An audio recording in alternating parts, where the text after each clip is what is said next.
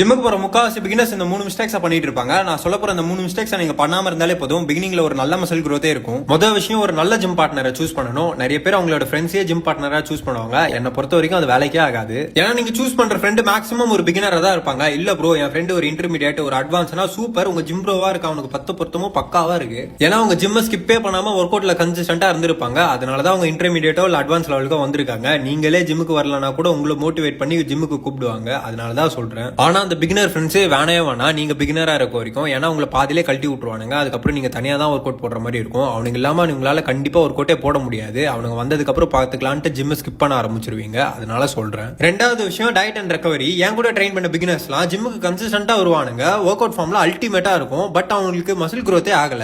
நான் என்ன நினைச்சேன்னா, அவங்க ஜிம்முக்கு வர ஆரம்பிச்ச 5 மந்த் ஆகுது, இன்னும் கொஞ்ச நாள் ஆகட்டும், அதுக்கப்புறம் மசில் growth எப்படி இருக்குன்னு பாக்கலான்ட்டு இருந்தேன். ஆனா அவங்களுக்கு மசில் growth ஆகல.